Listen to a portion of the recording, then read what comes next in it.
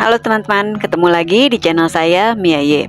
Teman-teman, kali ini saya lagi ada di kawasan Glodok Pancoran. Mau lihat suasana menjelang Imlek di sini 1 bulan sebelum Imlek, dan sekalian nanti mau mampir ke Tua Sebio atau Wihara Dharma Jaya. Yuk ikutin terus ya. Di sisi kiri gerbang masuk ke Pancoran Glodok sudah mulai banyak suasana yang merah-merah. Sudah mulai banyak pedagang-pedagang yang menjual pernak-pernik Imlek, mulai dari gantungan bernuansa tahun naga, pohon bunga mehua, angpau, sampai baju-baju warna merah.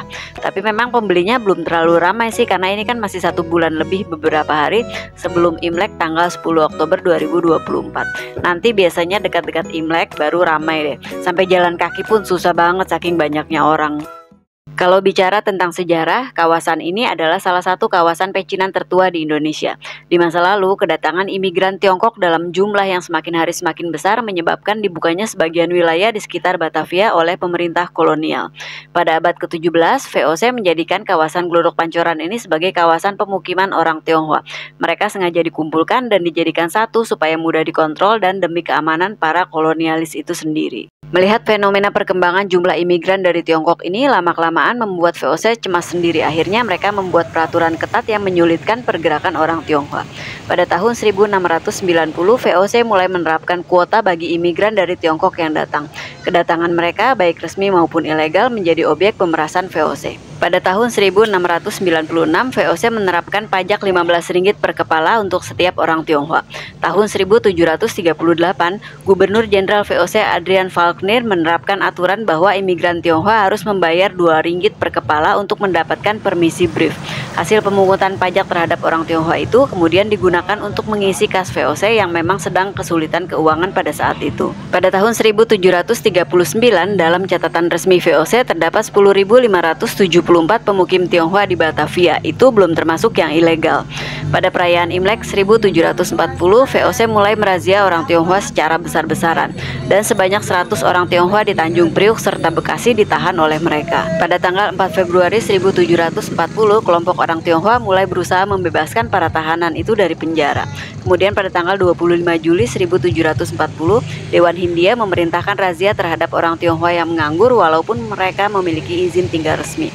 Mereka ditahan lalu dibuang ke Sri Lanka. Pada bulan September 1740 terlihat gerombolan orang Tionghoa sebanyak 1.000 orang lebih di pabrik gula Gandaria yang sekarang kawasan Jakarta Selatan, yang dipimpin oleh Tai Wan Sui alias Kapiten Sepanjang yang kelak memimpin koalisi Tionghoa Jawa untuk melawan Company. Pada tanggal 5 Oktober 1740, Gustav Baron van Imhoff dan Van Arden menemui Kapiten Sepanjang untuk berunding, tapi perundingan itu ditolak.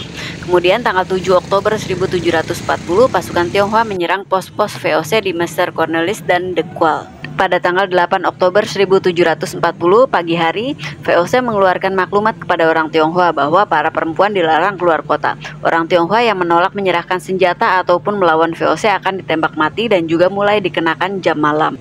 Keesokan paginya, orang-orang Tionghoa mencoba meninggalkan gerbang kota. Situasi semakin kacau karena pasukan VOC mulai menggeledah dan menjarah rumah-rumah orang Tionghoa untuk mencari senjata dan harta benda mereka. Siangnya mulai terjadi kebakaran di pemukiman Tionghoa.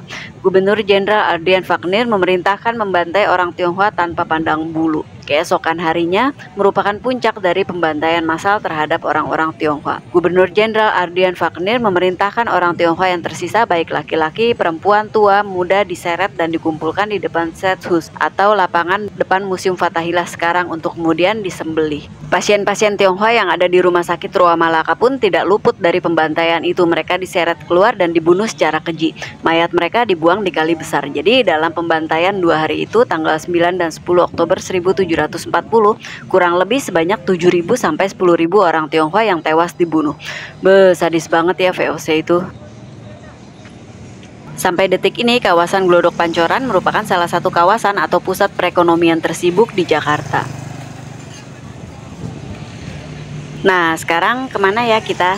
Ke Tua Sebio yuk. Nah, itu dia kelentengnya. Tashi Miao atau Tua Sebio didirikan pada tahun 1951. Jadi mungkin ini kelenteng tertua kedua di Jakarta ya, setelah Qin De Yuan atau Kim Tek I. Dewa utama yang dipuja di sini adalah Chun Chen Yuan Chi, atau dalam istilah Hokkiannya disebut Cheng Guan Cheng Kun. Pemilik awalnya adalah almarhum Tan Sun Hok, almarhum Tan Siu Leong, dan almarhum Tan Kong Tin. Ada 20 altar di sini, dan ketika sembahyang saya dikasih tahu kalau menancapkan hio di sini itu cuma satu di setiap altarnya. Nah, ini bagian depan dari Tuasebio.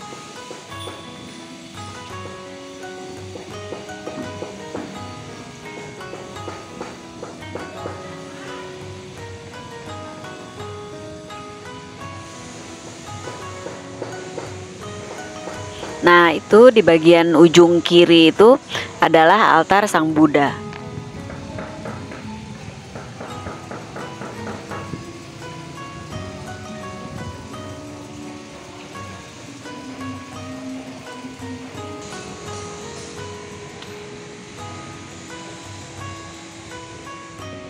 Nah, ini gerbang atau pintu masuknya.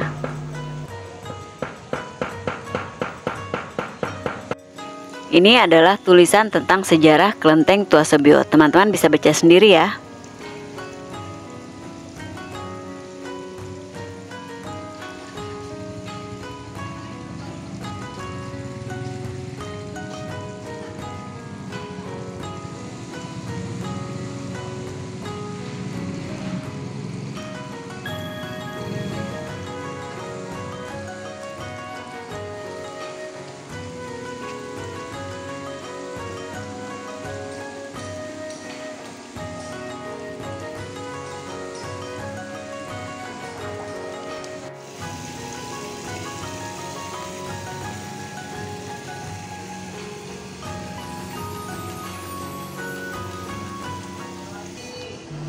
Sebelum pulang kita makan bakso Adam dulu. Tuh, mukanya udah merah-merah keringetan begitu saking jalan kaki dari depan sampai ke belakang tadi.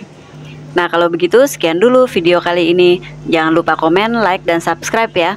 Terima kasih bagi teman-teman yang sudah menonton dan selalu mendukung channel ini. Sampai ketemu di video berikutnya. Xie xie daja, zaijian.